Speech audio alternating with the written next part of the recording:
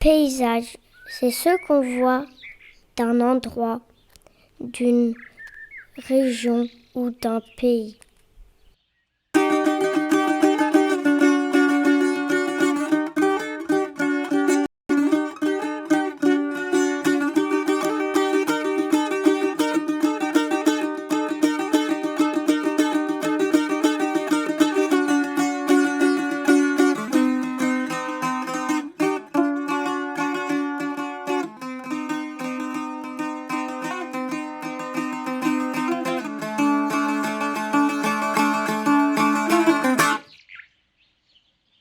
Le paysage, en fait, alors soit on a la définition du dictionnaire qui dit que c'est l'étendue qui s'offre à la vue. Pour nous, c'est ça, complété par l'action humaine qui est derrière. Un paysage, c'est une ouverture sur la vie, une ouverture pour l'œil, quoi.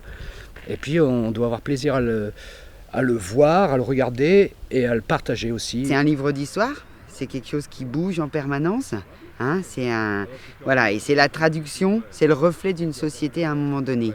On prend la dimension humaine et la dimension sociale et qu'on discute entre nous, qu'on essaie de se comprendre, qu'on essaie de travailler ensemble. C'est pas seulement un truc scientifique, c'est un truc de compréhension humaine et d'échange.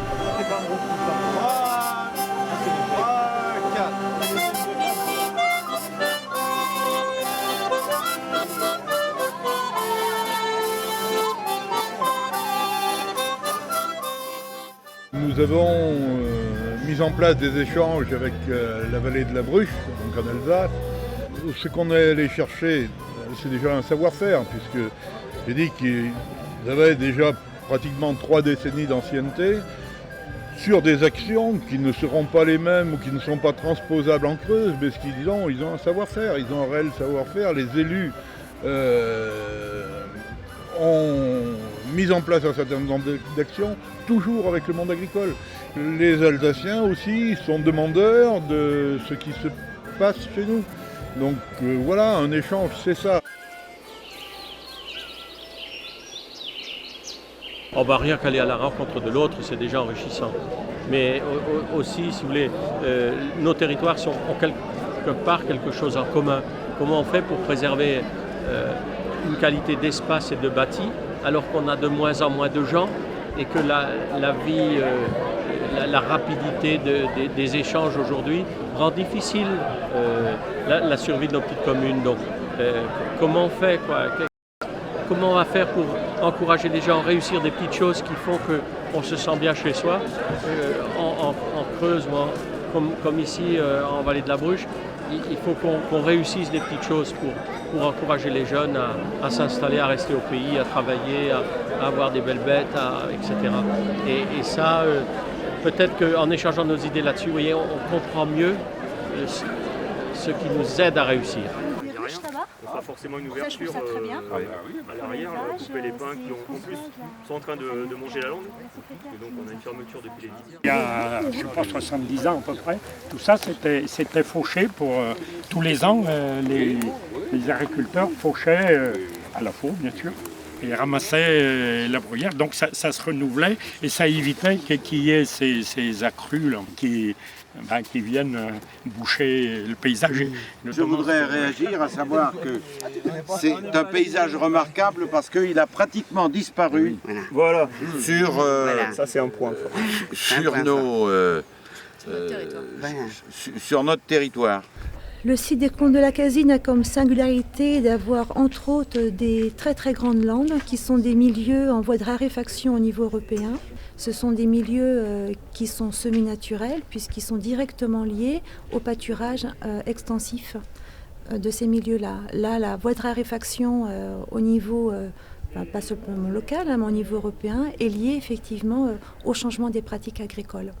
Donc l'agriculteur a une place tout à fait prépondérante pour nous, d'une façon générale, pour la conservation des habitats des espèces. L'agriculteur, le problème, c'est dans le système économique actuel, il ne peut pas se permettre de, lui, tout seul, gérer ce genre de terrain. Moi, je pense que ce qui serait intéressant, c'est de réimpliquer les populations qui ne sont plus aujourd'hui dans un système agricole et de leur donner un petit peu la sensibilité de gérer quelques bêtes sur des terrains comme ça, ce qui permettrait de garder les paysages ouverts. Dans les parcs, Comme dans le Cantal, les agriculteurs ont des subventions pour gérer un espace naturel. Ça ne devient plus de l'agriculture, ça devient de la gestion d'espaces naturels. Voilà. Et dans les Alpes, dans tous les parcs nationaux, les agriculteurs sont payés pour entretenir les espaces naturels. Clairement, c'est ce que les agriculteurs disent, enfin ils me coupent si je dis des bêtises, mais la valeur alimentaire de ce type de fourrage ne les intéresse plus, quoi.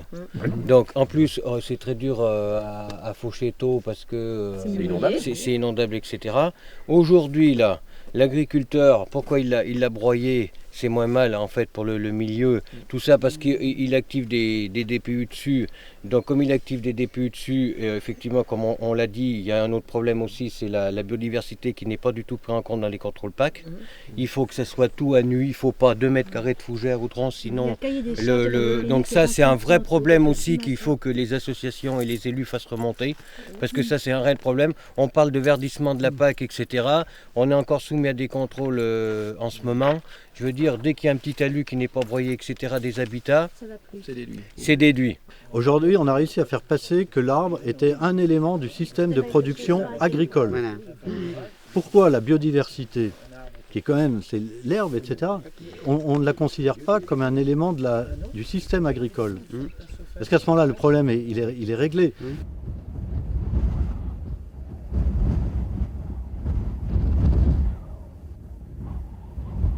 Ça fait 60 ans que j'habite ici. Depuis que Natura 2000 s'occupe de l'environnement d'ici, est-ce que ça a changé quelque chose? Parce que le Champ du Feu, il existe depuis... mon grand-père, il habitait ici, mon père habitait ici, et le Champ du Feu, il était toujours comme il est aujourd'hui. Je voulais demander, moi, est-ce que Natura 2000 a fait changer quelque chose au Champ du Feu? Natura 2000, encore une fois, c'est quelque chose de contractuel, c'est pas imposé. Donc c'est un engagement que chacun prend. Oui, mais ils ont un pouvoir infernal sur le site. Non, pas du tout. Bon, pas du tout. Si. Non. Il faut dire. Non, mais. Il y a ici quelque part des espèces remarquables qu'il faut protéger. C'est le cas de la tourbière. Donc c'est tout. Point. À partir de là, la réglementation européenne dit vous devez mettre en place un document de gestion qui définit des règles de conduite. Et à partir de là, c'est là que les choses commencent à devenir compliquées, parce que ces règles de gestion, la compréhension n'est pas toujours possible. Voilà, c'est tout. Et ce que je disais à l'instant, c'est que le poids de la question environnementale n'existait pas. Si tu te mets 20 ans en arrière, ça n'était même pas posé. Est-ce que ça voudrait dire que nos générations, détruisent plus l'environnement que celles qui étaient avant? Non, c'est pas ça le problème.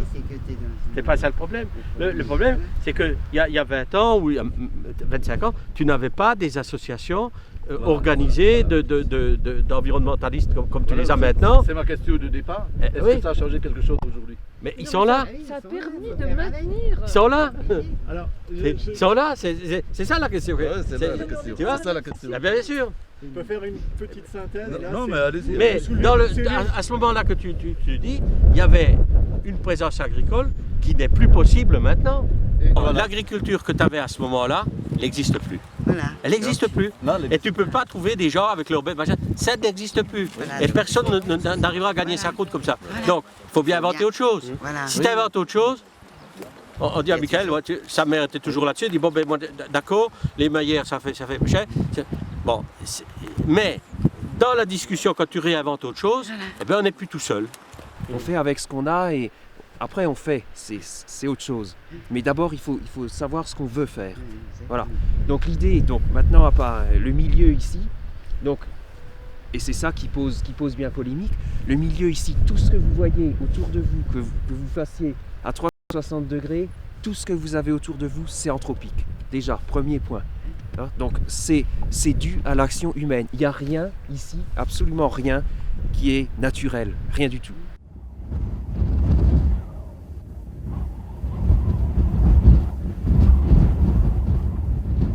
Bon, c'est sûr, il y a des frictions sur un certain nombre de points, mais à partir du moment où on explique les choses, le pourquoi du comment, le message passe beaucoup mieux. Donc ça, c'est... Bon, il faut pas jamais avoir une position d'ayatollah, il faut être, bien qu'étant scientifique, il faut toujours se dire, oui, il y a le milieu naturel, mais il y a un tas d'acteurs et il faut prendre en compte tous les acteurs et trouver Moi, j'essaye de trouver des solutions qui satisfont tout le monde. Alors, il y a des compromis à faire. Sur certains aspects, on ne fait pas de compromis parce que c'est pas possible. Donc là, il faut bien veiller, il faut être vigilant sur ces points-là. Mais sur d'autres points, on peut réfléchir à d'autres solutions qui permettent de gérer le milieu naturel de façon peut-être moins contraignante que ce qu'on pourrait faire. Je crois qu'on a très bien vu au cours de la visite, effectivement, tous les enjeux, notamment liés à la biodiversité, tous les enjeux liés à l'entretien du paysage, qui effectivement n'est pas tout à fait dans la logique agricole, mais l'agriculteur peut y participer. Voilà, je crois qu'on n'a pas des réponses toutes faites, mais il y a effectivement des problématiques qui ont été posées. Et il me semble, enfin moi j'ai vécu de manière tout à fait intéressante, tout le monde n'était pas tout à fait sur la même longueur d'onde, mais je crois qu'il y a eu une écoute et il y a des pistes qui s'ouvrent.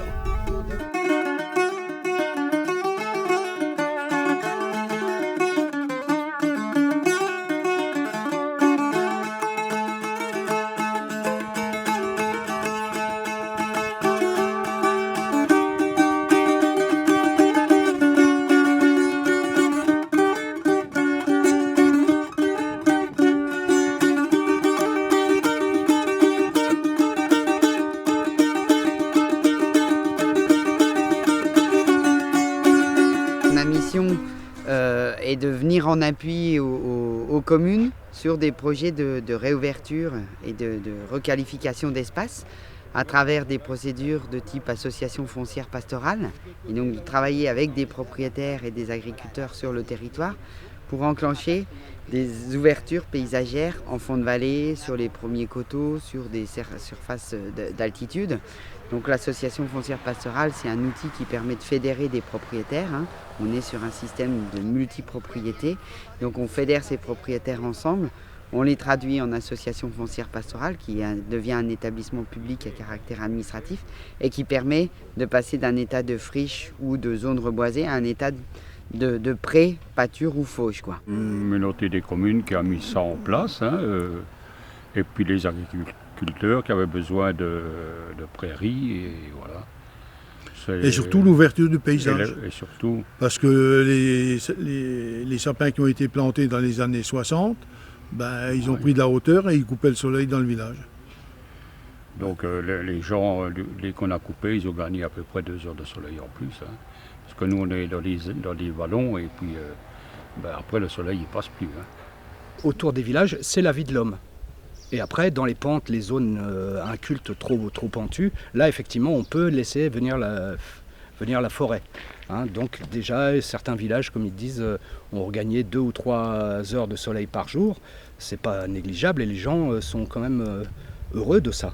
Ah c'est magnifique, quoi. Les points de vue, je veux dire... Comme on avait vécu l'évolution quand ça a poussé, on se disait un jour il faudra faire quelque chose, quoi. Et maintenant on peut faire le tour du village vraiment, tout en voyant le village. Voilà. Alors qu'avant on était dans la forêt. Ah oui, on était dans la forêt quand même. On ne voyait plus du tout le village. Et maintenant on a tous les alentours du village qui sont dégagés. Donc c'est vraiment tout à fait un autre paysage, quoi. Ah ouais. C'est la maison, c'est le clocher, donc tu te mets à la bonne distance et tu trouves l'écrin de verdure. Et donc c'est quelque part... Alors c'est aujourd'hui exploité, ça a été en partie enfriché, en partie dégagé, mais c'est aussi pour montrer la mise en valeur du bâti, elle est liée à ça, donc c'est ça qu'il faut préserver, quoi. Le fait de donner un espace agricole, un espace bâti avec son identité, en plus il est plutôt assez... de patrimoine et de qualité, et ça donne une identité, voilà. Et ça, c'est l'identité du village d'ici.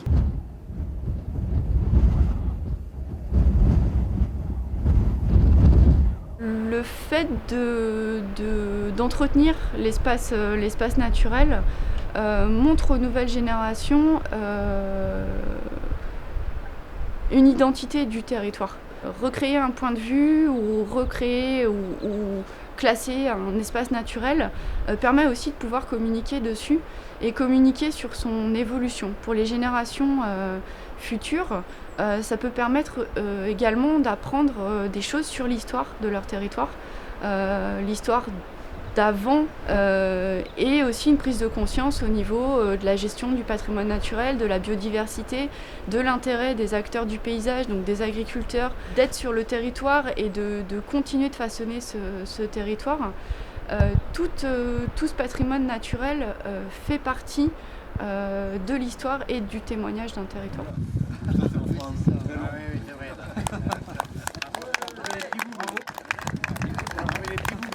Sans agriculture, il n'y a pas de paysage.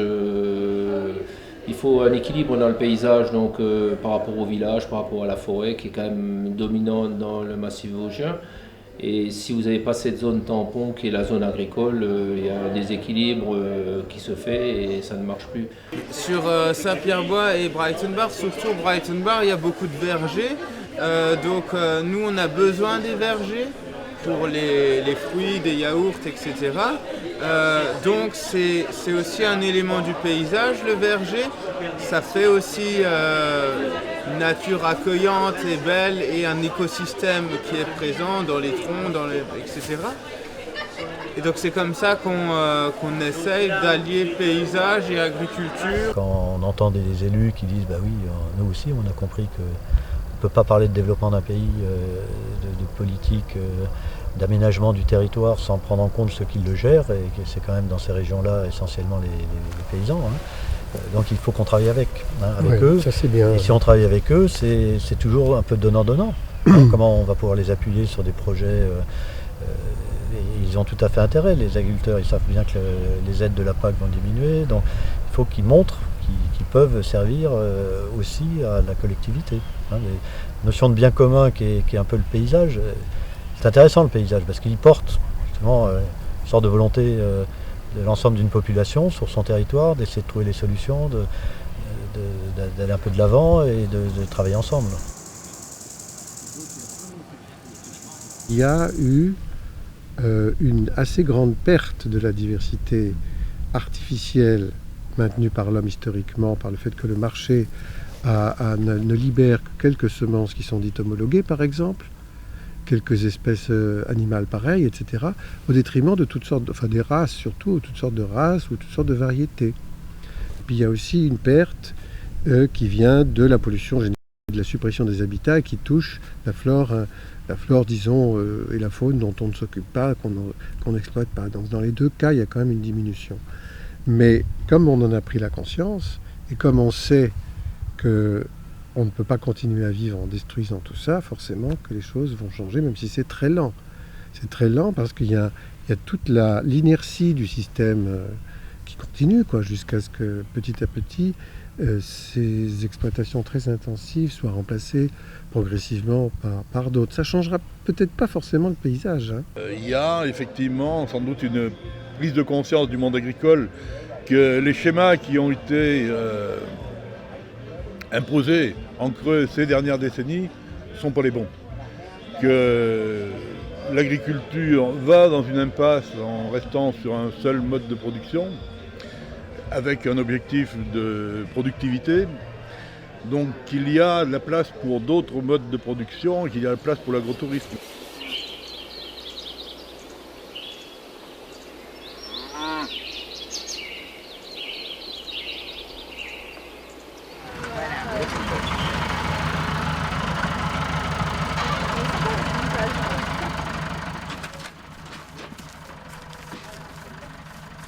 On est tous d'accord pour une agriculture raisonnée au niveau pesticides, engrais et tout ce que vous voulez. Mais il est difficile. Je ne suis pas contre le bio. Je vous dis, je pourrais le faire, je le ferais. Simplement, j'ai une famille à faire vivre, j'ai des enfants à faire étudier et je me dis qu'on a droit en tant qu'agriculteur avec 70 ou 80 heures de travail par semaine de se dire est-ce qu'on n'a pas droit aussi à avoir un revenu et à pouvoir donner à nos enfants ce que d'autres peuvent donner à leurs enfants.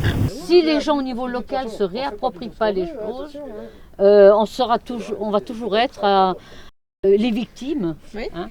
Et moi je crois qu'au lieu d'attendre que voilà, l'Europe, le président de la République, le ministre de l'Agriculture, les machins, décident des choses, je crois qu'il va falloir sûrement qu'on change tous et qu'on décide de se réapproprier et la manière dont on veut vivre et le paysage et ce qu'on veut manger. Alors je sais pas, mettons les circuits courts, c'est vrai que ça commence un petit peu peut-être.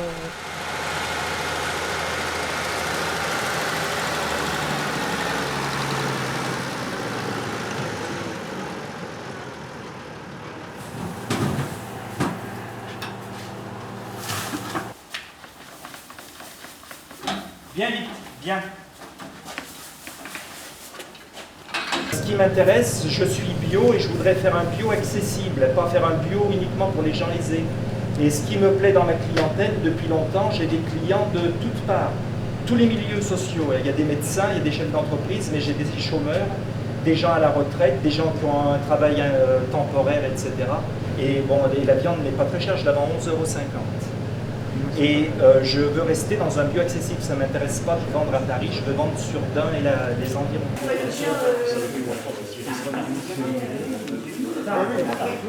Les gens, ils veulent manger une viande saine. Donc je crois qu'on a intérêt, et puis il faut être honnête aussi, parce que l'agriculture c'est un métier qui est très noble. Alors où je suis en guerre contre nos dirigeants, c'est que c'est un métier qui n'est pas du tout valorisé depuis des générations et des générations. Je parle très librement de tout ça, je trouve ça lamentable. Vous n'avez pas d'agriculture, tout le monde meurt. C'est aussi simple que ça. Et alors, je l'avais dit à Jean-Philippe, bon, il est parti, mais tant pis, et ils l'ont relevé un petit peu, mais c'est bien, les syndicats ne parlent pas assez de ça. L'agriculture, elle sert à nourrir le monde. Voilà, c'est aussi bête que ça.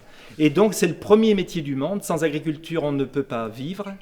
Donc, il faut rémunérer le premier métier du monde. Point final. Et ça devrait être le credo des syndicats. Je vous donne le fond de ma pensée. Va vite, va. Doucement, doucement.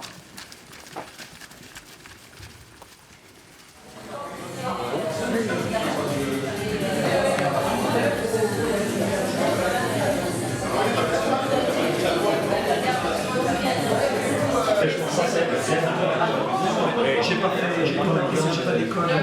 Mais je croyais qu'on arriverait.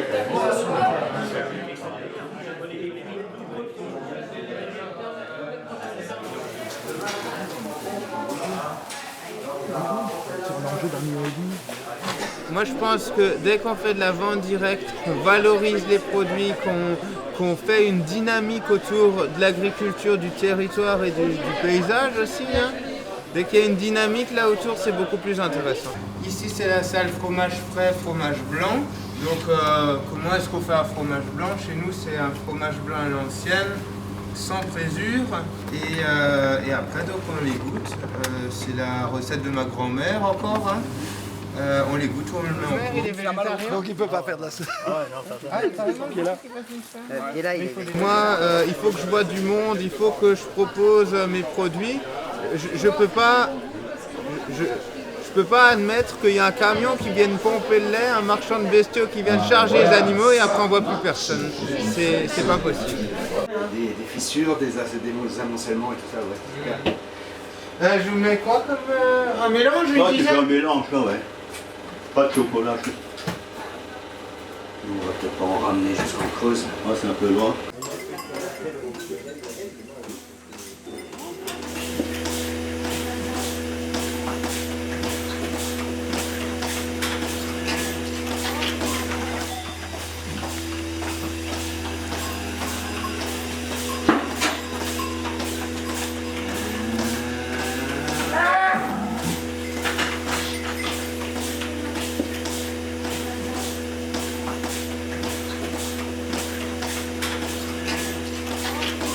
Mes parents n'étaient pas agriculteurs, mais mon grand-père est de Stège. C'est un vrai agriculteur de montagne, à Stège, à 8 km d'ici. Mais il s'est marié dans le vignoble alsacien et ma maman est née dans le vignoble alsacien à Epfik. Et elle est revenue en 1959 et moi je suis né en 62 à Stège. Et donc ils m'ont parlé de mon grand-père et puis j'avais ça Enfin, c'est par atavisme, vraiment, vraiment. Ma maman, elle a dit « Ah, surtout, je veux jamais épouser un agriculteur !» Et alors, les pompons, c'est quand moi, je voulais devenir agriculteur. Ça s'explique pas, ça. 15, 30. Ouais. Que c'est là qu'il y a ici, c'est ça. Allez, Zou. Tu passeras pas. Allez, qu'est-ce que tu calcules, toi? Allez. Allez, Zou. Allez, gamin. Puis l'image de la prairie, l'image des pâturages, l'image de la Vosgienne fait partie intégrante de nos actions de promotion. C'est vrai que c'est une image qu'on essaie de développer au niveau des produits fermiers. Et c'est vrai que sur le secteur, on a quand même l'avantage d'avoir des agriculteurs qui sont engagés dans des démarches de réouverture paysagère, de mesures agro-environnementales, de valorisation de races menacées telles que la race vosgienne. Et voilà, donc on surfe sur cette image. Je trouve leur démarche intéressante par rapport à la mise en place de circuits courts. Alors que nous, effectivement, sur le territoire sur lequel j'interviens, on travaille beaucoup plus sur la valorisation de l'herbe, des prairies, l'utilité des prés sur les exploitations. Surtout au niveau économique, c'est très très intéressant. Mais on est moins, je dirais que sur le territoire, on est moins avancé par rapport à la valorisation de nos produits. C'est beaucoup plus peuplé sur leur secteur. Qui c'est qui m'a dit ça? Nous, alors je ne sais pas combien d'habitants kilomètres carrés, mais il est vrai que si on se met tous à faire, comme hier, aller faire de la viande, de la vente directe, je suis désolée, il n'y aura personne en face pour consommer cette viande. Donc effectivement, c'est des niches. Quand on peut faire la niche chez nous, il faut y aller. Mais après, il faut développer la vente et tout. Le plus intéressant pour nous, à la rigueur, c'était le pâturage tournant. Oui. Ça, c'est ce qui peut s'appliquer le plus sur nos secteurs. Ouais, ce qui intéresserait d'ailleurs Vincent au niveau de son exploitation. C'est quelque chose qu'il fait déjà un petit peu, mais pas aussi poussé.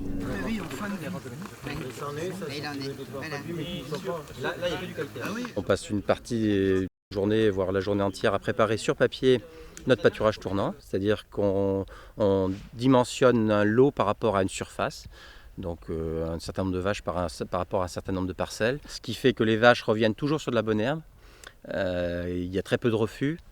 Moi, entre chaque pâturage, il y a un petit coup d'herse ébouseuse, quelque chose de pas très agressif, mais qui étale juste les bouses, nivelle un peu les taupinières qui sont sorties, et ça permet 30 jours plus tard, donc un petit mois plus tard, de retrouver de l'herbe, de la bonne herbe, avec pas de refus sur les bouses ou des choses comme ça, où les vaches trouveraient l'herbe un peu plus forte. Ce petit coup d'herse évite d'amender, de mettre un peu d'engrais ou des choses comme ça. Tous les parcours qui sont utilisés sur la ferme aujourd'hui, donc ça fait 5 lots, les 5 lots de vaches tournent avec des parcelles qui ont 0 apport d'engrais. Mon père avait à peu près le même système, puisque moi j'ai repris la ferme familiale. Mon père utilisait à peu près la même méthode, sauf qu'il calculait pas le nombre, il comptait pas le nombre de jours, donc des fois il sortait un peu tard du champ, ce qui fait que la repousse était un peu moins rapide. Il avait l'impression de manquer d'herbe, puisque le système veut qu'on ait l'impression de manquer d'herbe, donc il freinait des fois ses bêtes sur des parcelles, et puis à la fin il était débordé sur d'autres. Mais bon, le principe était là, on l'a affiné avec la technique que nous ont donné les gens de la Chambre d'agriculture. On essaye d'adapter à peu près la taille du troupeau en fonction du parcellaire, et en fonction des données climatiques, on s'adapte au fil de la saison.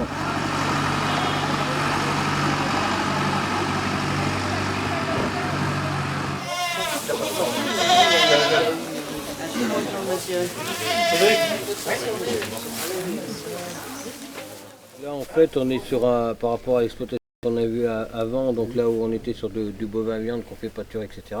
Là, comme on est sur une exploitation laitière, donc on n'est pas forcément au niveau de la conduite de l'herbe sur la même technique, quoi.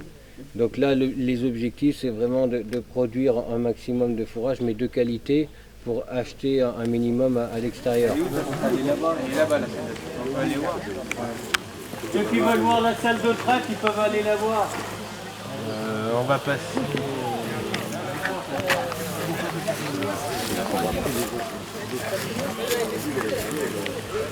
Vous êtes pas DTH sur l'exploitation? Oui.